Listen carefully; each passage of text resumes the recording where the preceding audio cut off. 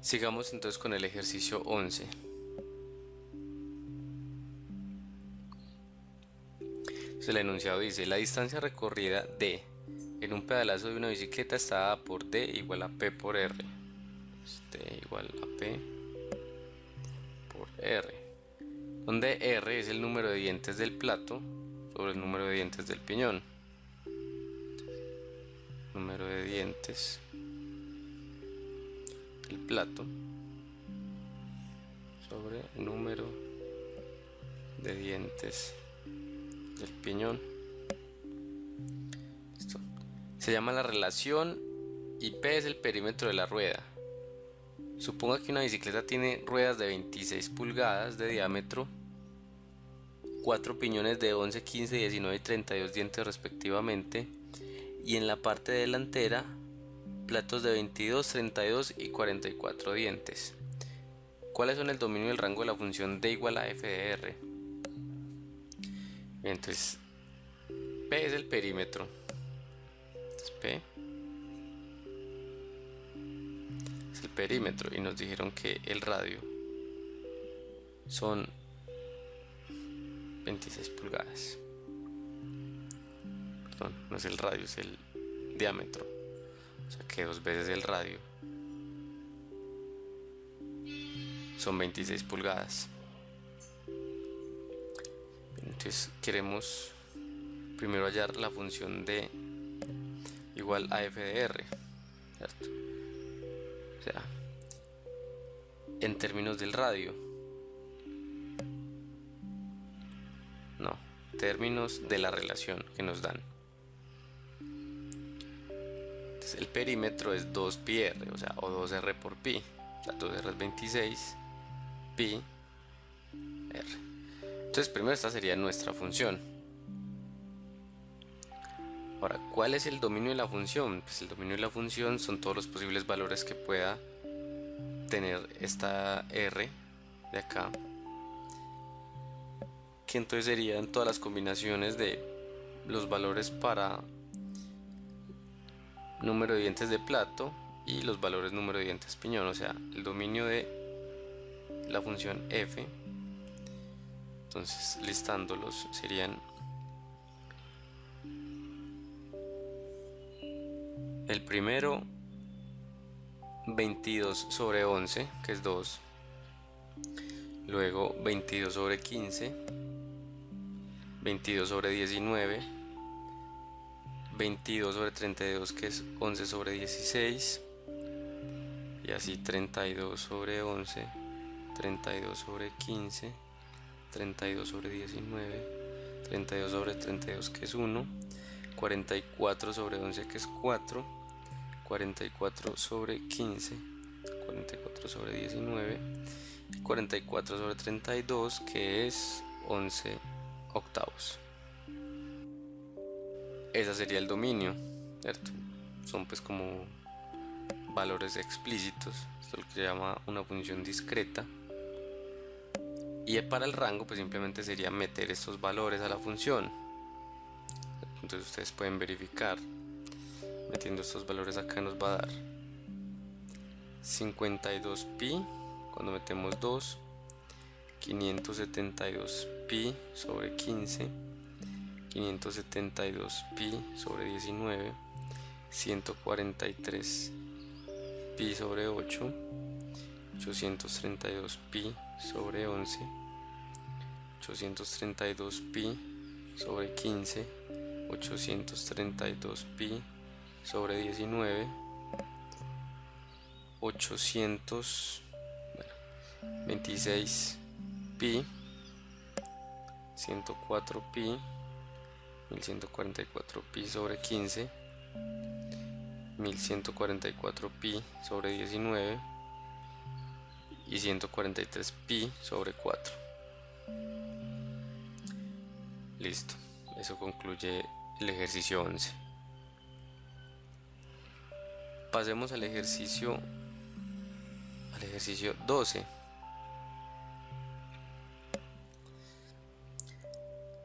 Ejercicio 12 dice: una forma muy sencilla de revolver una baraja de cartas es la siguiente.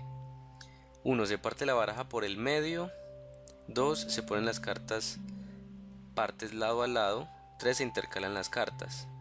Vemos pues ahí en la gráfica. Este proceso se puede describir mediante una función, sea x la posición inicial de la carta contando de arriba a abajo y f de x su posición final. Por ejemplo, la carta punteada comenzó en la posición número 2 y terminó de cuarta, entonces f de 2 es igual a 4. Suponga que el número de cartas n en la baraja es par. Bien, entonces literal A. Para el caso n igual 10, halle la tabla de la función f. Entonces para el caso n igual 10, entonces damos una tablita de valores de x y f de x. Entonces 1, 2, 3, 4, 5, 6, 7, 8, 9, 10. Entonces, ¿cómo podemos determinarlo? Pues lo más fácil sería hacer un pequeño dibujito. Vamos, que tenemos aquí 1, 2, 3, 4, 5, las primeras 5 cartas, y tenemos 1, 2, 3, 4, 5 las otras 5 cartas. Ahora queremos combinar las cartas como dice el ejercicio. Entonces empecemos. Entonces sería verde, morado, verde, morado, verde, morado, verde, morado,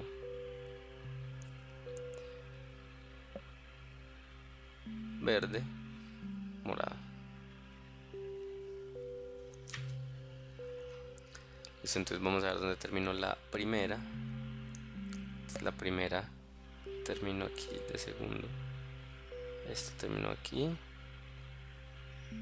La tercera, la cuarta y la quinta. Y la misma relación con las partes.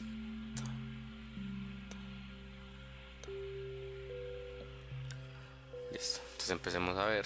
La 1 terminó de segunda, la segunda terminó de cuarta, la tercera de sexta, cuarta de octava, quinta de décimo, la sexta terminó de primero, la séptima de tercero, la octava de quinta, la novena de séptimo y la décima en el noveno puesto.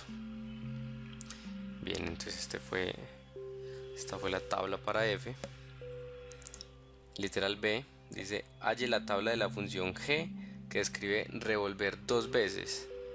Entonces queremos volver a hacer el procedimiento que acabamos de hacer, pero ya pues con este orden de las cartas.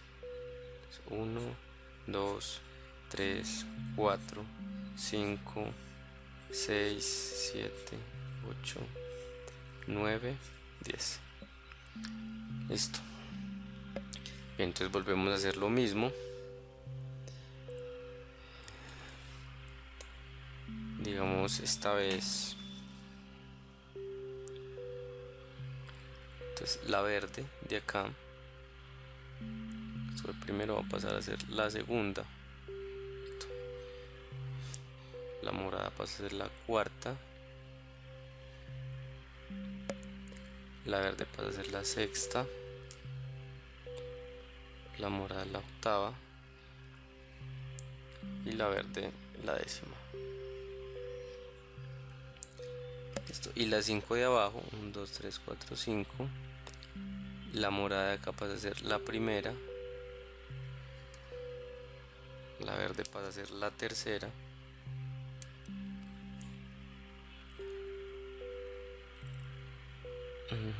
esta morada pasa a ser la quinta, la verde pasa a ser la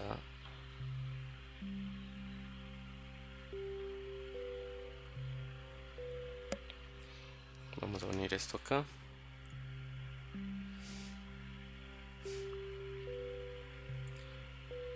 Entonces esta de acá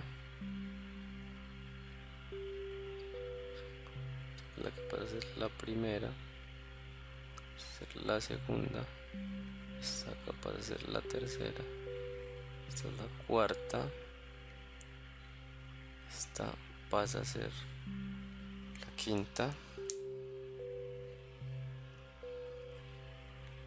esta pasa a ser la sexta, la verde pasa a ser la séptima, la morada es la octava, la décima es la novena. Bueno, un poco desordenado pues, pero ahí vemos pues cómo resultó. Entonces la 1, hagamos el seguimiento. ¿A dónde va la 1? Recordemos que estamos revolviendo dos veces. Entonces la 1 terminó en la segunda y después terminó en la cuarta. La segunda, que iba para la cuarta, terminó en la octava. La tercera, que quedó de sexta, quedó de primera. Así la cuarta se fue a la quinta posición, la quinta a la novena, la sexta a la segunda, la séptima a la sexta posición, la octava a la décima posición, la novena a la tercera y la décima carta se fue a la séptima posición. Veamos si fue así. Está la décima, aquí se fue de novena y pasó aquí 1, 2, 3, o sea que es la séptima. Bien. El literal C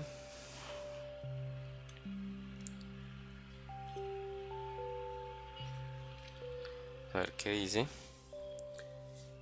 Para un número par n arbitrario de cartas, halle la fórmula para f. Entonces queremos una expresión explícita para la función f. Entonces vamos a escribirla de la siguiente forma. Vemos que n va a ser la carta que vamos a mover, ¿cierto? Y n mayúsculo el número de cartas que hay. Entonces, ¿qué podemos notar? Para la tablita de f, el 1 se iba al 2, el 2 al 4, el 3 al 6, el 4 al 8, el 5 al 10, el 6 al 1. Pero para las primeras 5, que es la primera mitad, el valor de la posición se duplica de la posición que tenía la primera a la segunda a la cuarta, la tercera a la sexta. Es decir, que la que está en la posición n se va a la 2n cuando n está entre 0 y la mitad de n es par, entonces se puede dividir entre 2. Listo, esta es la primera función, la primera parte de la función. Para la otra mitad, entonces vemos a dónde van. Después de que pasamos la mitad, entonces está yendo a los impares. Entonces, recordamos pues que los impares tienen la forma 2k más 1, 2k menos 1. Entonces lo que tenemos que hacer es primero restar la primera mitad, o sea, n le restamos la primera mitad, ¿cierto? Para que ya tengamos esta parte de acá y se vaya a 1, a 3, a 5, a 7 y a 9. Pero queremos posiciones impares. Por ejemplo, el 6 se tiene que ir al 1. Entonces aquí 6 menos 10 sobre 2, 5, 6 menos, o sea, que sea aquí ya da 1. Y bueno, no lo podemos dejar así. Para el 7 menos 10 sobre 2, 5, o sea 2. Sería de 2, pero que queremos que se vaya a 3. ¿Cómo arreglamos esto? Entonces con la expresión 2 por esto menos 1, que recordemos que esta es pues como la forma de un número impar. Los impares son 2x más 1 o 2x menos 1. Entonces esto es para n medios.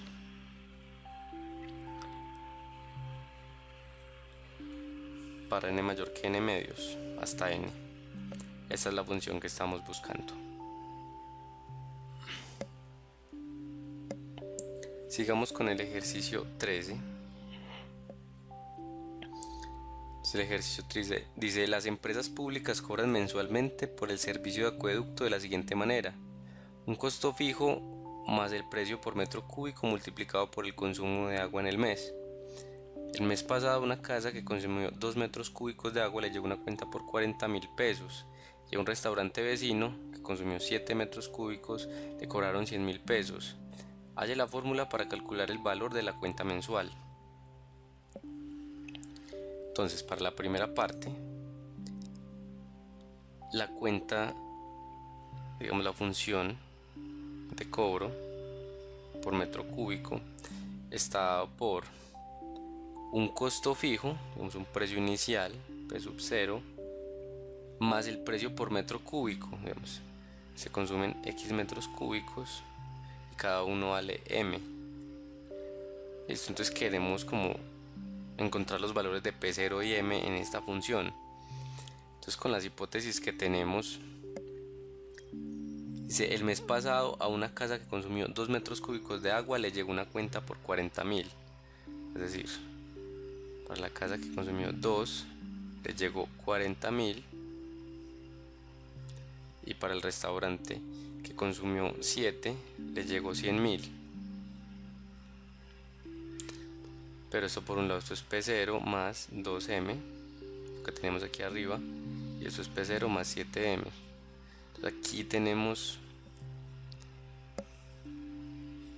un sistema de ecuaciones 2×2, ¿cierto? Es sencillo, vamos a resolverlo. Esta es la ecuación 1, esta es la ecuación 2. Entonces la ecuación 2 menos 1, el método de eliminación, 100.000 menos 40.000, 60.000, P0 menos P00, 7M menos 2M, 5M. De donde M, pasamos este 5 a dividir 60.000 y nos da 12.000. Ya tenemos el valor de M. Ahora vamos a reemplazar el valor de M en 1. M en 1. Esto es 40.000 es igual a P0 más 2 por 12.000. Esto es 40.000. Pasemos este 24.000 para acá, igual a P0. De donde queda que esto es 16.000. O sea que P0 es 16.000. Listo, o sea que la función que estábamos buscando es 16.000 más 12.000x. Esta es la expresión que queríamos.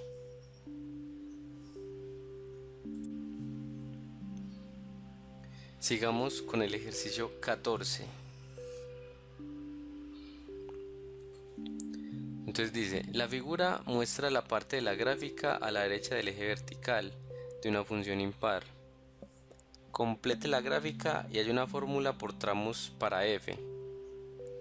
Bien, entonces nos están diciendo que la función es impar. Como tenemos ya los valores de la parte derecha, entonces allá los valores de la parte izquierda, es bastante sencillo. Entonces vamos a hacer un pequeño bosquejo aquí de la función. Entonces,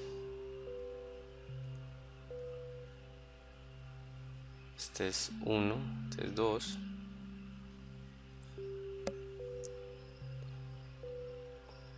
Entonces podemos ver también la gráfica más detallada a la izquierda. Aquí está esta parte de acá, sube, abierto, abierto, y este valor lo toma aquí abajo.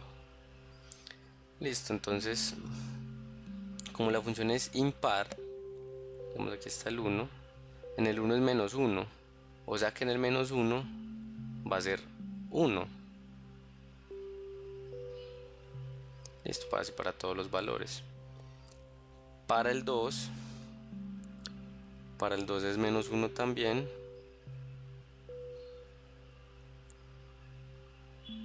El 2 es menos 1, entonces también va a ser 1.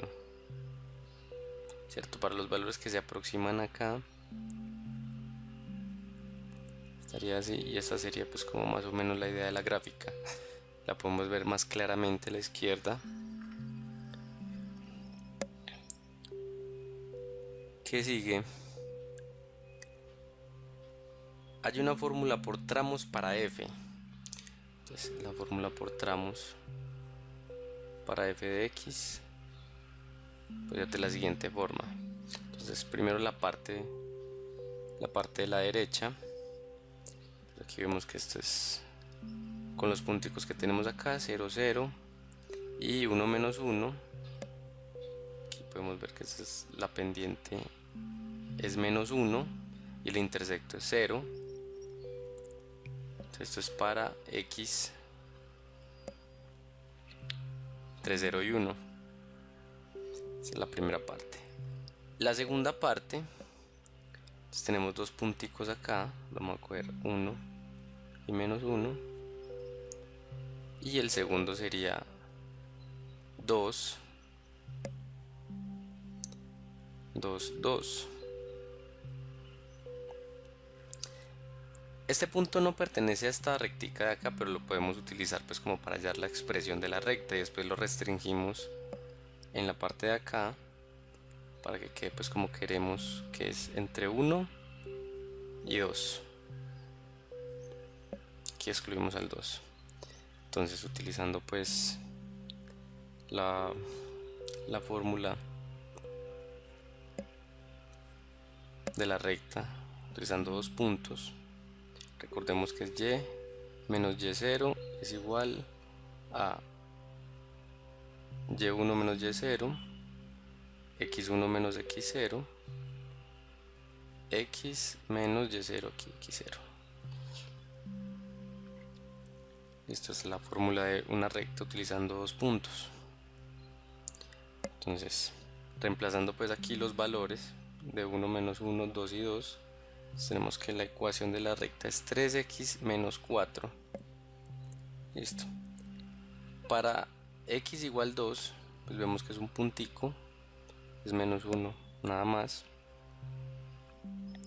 Y pues ya la otra es una constante, que es para x mayor estricto que 2, ¿cierto? Porque es abiertico aquí. Listo. Entonces esta es la parte derecha de la gráfica. Para la parte izquierda podemos utilizar la definición misma de función impar. Entonces esto sería f menos f de menos x, ¿cierto? Si x es menor o igual que 0. Y esta sería nuestra función por tramos. Ahora hay una fórmula por tramos para g de x.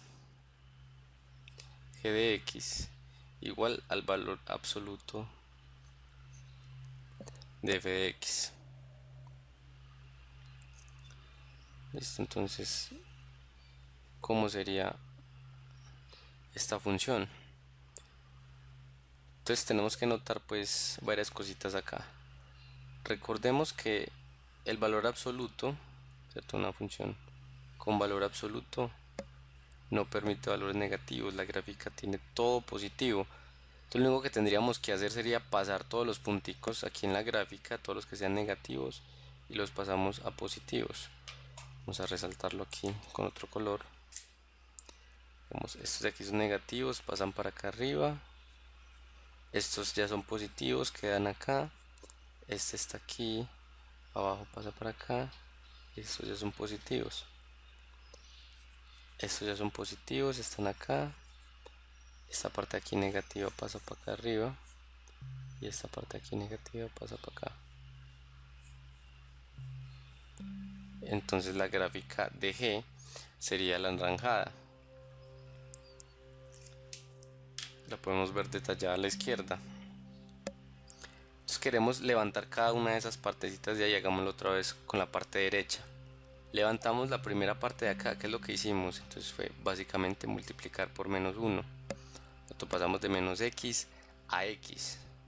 Eso sería x para x entre 0 y 1.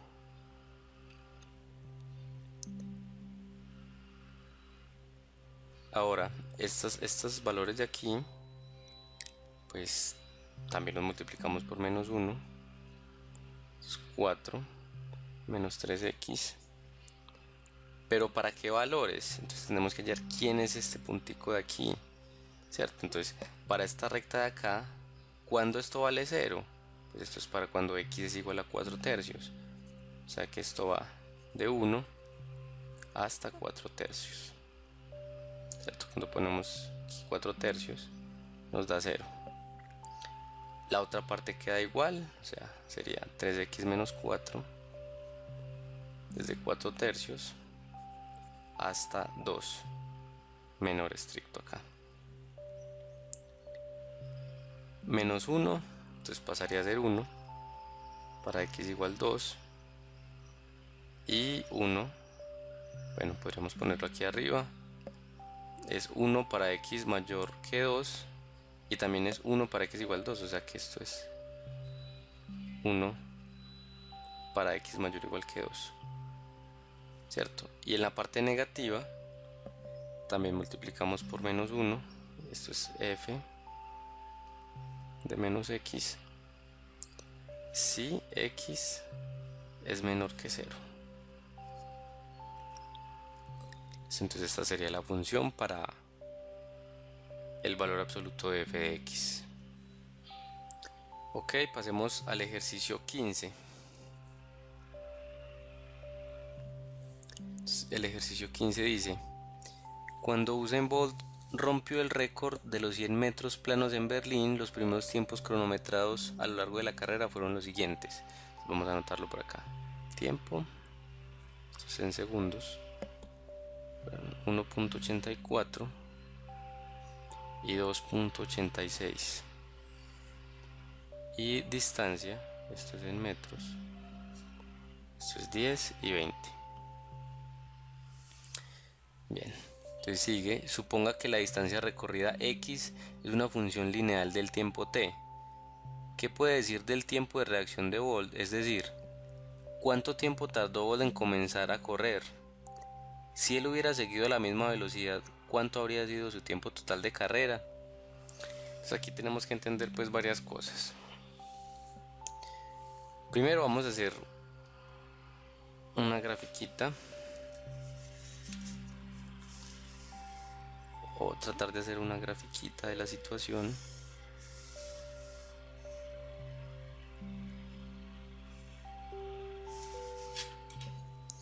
Lo que quieren decir. Y tenemos solo dos valores. Bueno, no importa, eso va a ser suficiente. Entonces 20, 40, 60, 80, 100. 20, 40, 60, 80, 100. Listo. Y pongamos por acá, vamos, 1, 1, 2, 3, 4, 5, 6, 7, 8, 9, 10. Y así pues, 11. Entonces la función distancia, que depende del tiempo, entonces en 10 era 1.84, que es más o menos por aquí, y 20 era en 2.86, que digamos es más o menos por aquí.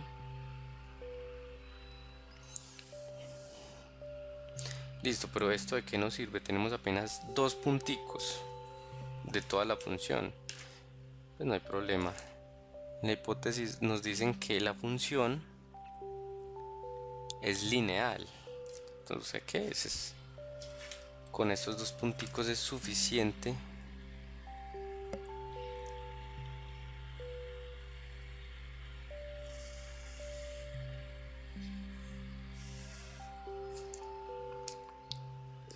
para reconstruir otra vez la función.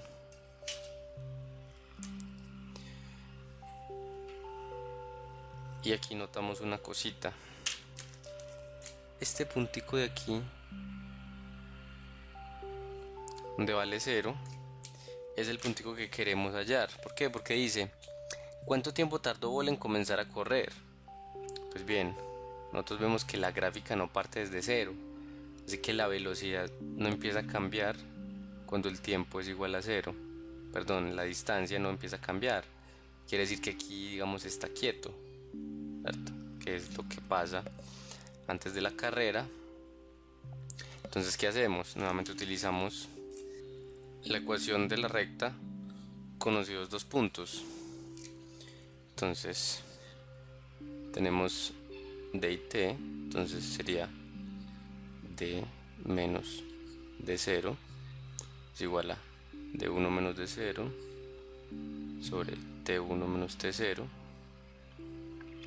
y aquí t menos t0.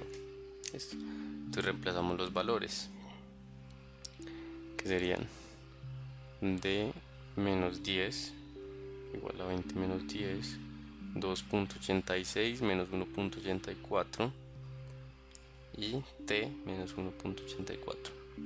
Entonces, simplificando todo esto, tenemos que d de t es 9.804 t, perdón, menos 8.039. Entonces, esa es la función que representa la distancia recorrida en t segundos por volt. La primera pregunta es: ¿cuánto tiempo tardó Bolt en comenzar a correr? Es decir, es justamente este puntico aquí, cuando d es igual a 0. Esa es pues como la pregunta. Esa es en efecto la pregunta. Entonces reemplazamos aquí 0. 0 es igual a 9.804 t menos 8.039. Aquí despejamos t fácilmente y nos da 0.82. Es decir, Bolt demoró 0.82 segundos después de la indicación de empezar a correr para empezar a moverse. La siguiente pregunta es: ¿cuánto habría sido su tiempo total de carrera si esta hubiera sido pues como el movimiento de Bolt, ¿cierto? Que pues no era así. La pregunta es: ¿cuánto se hubiera demorado para recorrer los 100 metros? Entonces estamos buscando pues como el valor de t, este valor de t, para que d sea 100. Entonces la pregunta es: ¿cuándo d es igual a 100? Repetimos aquí lo mismo: 100, 9.804 t menos 8.039 y despejando aquí t, entonces 11.02. Listo, eso concluye el ejercicio. Continuemos con el ejercicio 16. El ejercicio 16 dice: un trozo de alambre de 20 metros de largo se corta en dos pedazos. Uno de ellos de tamaño X se dobla en forma de triángulo rectángulo con ángulos agudos de 45 grados y el resto se dobla en forma de un cuadrado. Bien, entonces tenemos un alambre, ¿cierto?, que tiene 20 metros y se va a cortar en dos pedazos. Entonces se va a cortar en dos pedazos. Digamos que el primer pedazo es de X metros y el segundo pedazo, ¿cuánto sería? Sería de 20 menos X metros. Listo.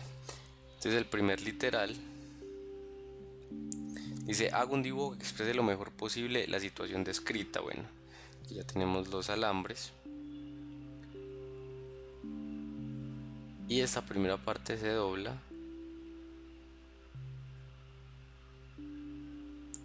en un triángulo rectángulo. Aquí están los catetos, aquí está la hipotenusa. La segunda parte se dobla en un cuadrado. Tenemos aquí un cuadrado y pues el cuadrado tiene todos los lados iguales, o sea que el lado sería 20 menos X sobre 4. Entonces esa pues sería la primera parte. Para el literal B queremos encontrar una fórmula que exprese el cateto del triángulo en términos de X, del primer pedazo del alambre. Entonces, ¿cómo lo hacemos? Entonces primero tenemos que X va a ser el perímetro del triángulo, ¿cierto? Así lo doblamos para formar el triángulo, sería C más C más H. Pero H lo podemos expresar en términos de C, sería C, bueno, sería 2C más raíz de la suma de los cuadrados de los catetos. Eso sería 2C más raíz de 2C al cuadrado, y esto sería 2C más raíz de 2C, ¿cierto? Si la raíz de 2 y la raíz de C al cuadrado, C es positivo porque es una distancia, sale, o sea que sería simplemente C. Listo, entonces de aquí ya tenemos que el cateto se puede expresar en términos de X de la siguiente forma: X es 2 más raíz de 2C, despejando C tenemos que C de X es igual a X sobre 2 más raíz de 2. Esta sería la función que expresa el cateto en términos de X. Ahora, para el literal C, encuentre una fórmula para la suma de las áreas encerradas por el triángulo y por el cuadrado en una función de X. A ver, entonces el área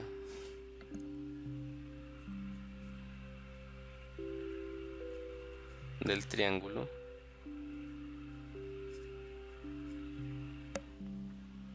es base por altura sobre 2.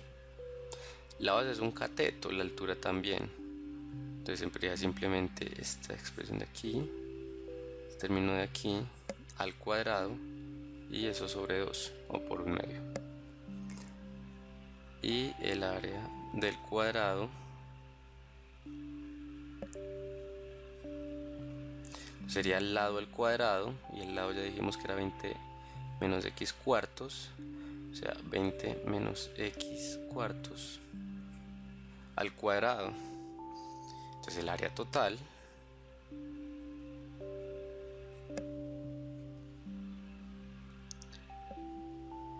sería a de x a sub t, área total, un medio de x2 más raíz de 2 al cuadrado más 20 menos x cuartos al cuadrado.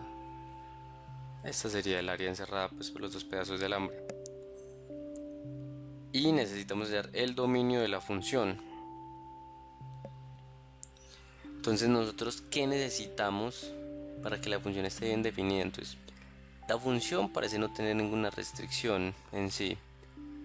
Solo hay variables en los numeradores, así que no habría problema. No hay radicales pues para las variables, entonces no hay problema. Podríamos decir que todos los reales, pero eso no estaría bien. Estaremos diciendo que x podría tomar cualquier valor real, pero apenas tenemos 20 metros de alambre.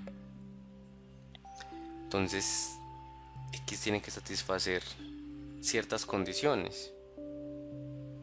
¿Cuáles condiciones serían eso? Bueno, primero c tiene que ser positivo, L también, ¿cierto? H también, pero H está en términos de C, así que no hay problema.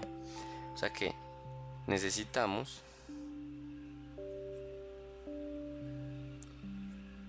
que C y L sean mayores que 0.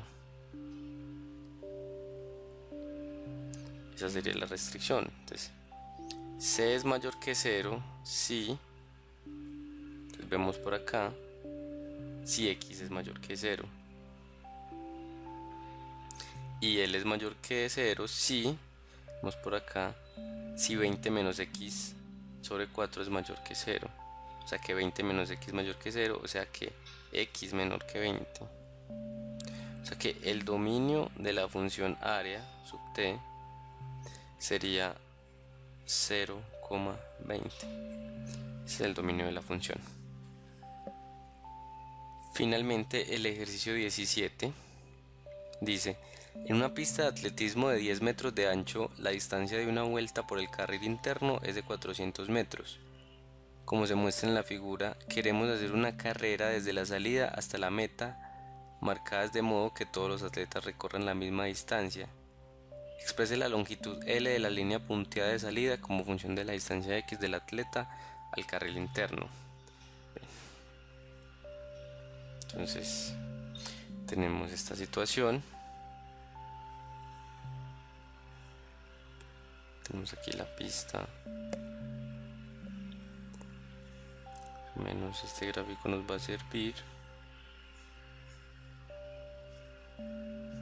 Aquí tenemos pues como la corrección.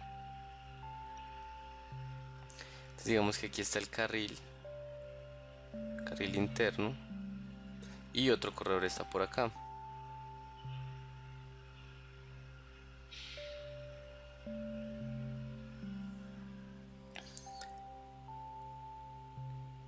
Entonces, ¿qué es lo que pasa aquí?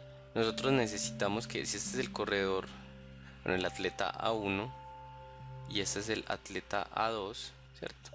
Claramente vemos que A2 está corriendo un poco más que A1, no sabemos cuánto. Cuando llegan a esta parte de acá, ¿cierto? Los dos han corrido pues la misma distancia.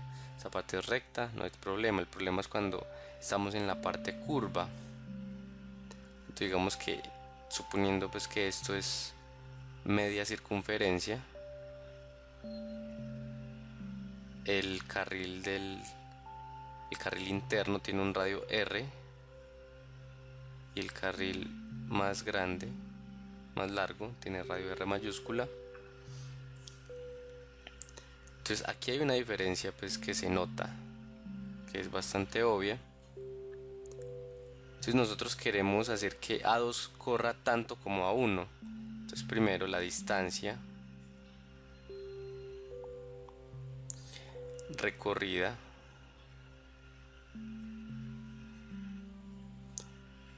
por el atleta A1 es, entonces sería 100 más 100, que serían 200, más, entonces sería medio perímetro de esta circunferencia, la circunferencia de radio R.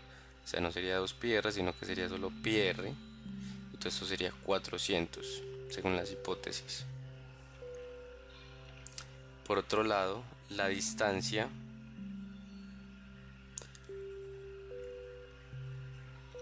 recorrida por el atleta A2 es, entonces en la parte recta recorre lo mismo, pero en la parte curva es πr y no sabemos cuánto es. Entonces la diferencia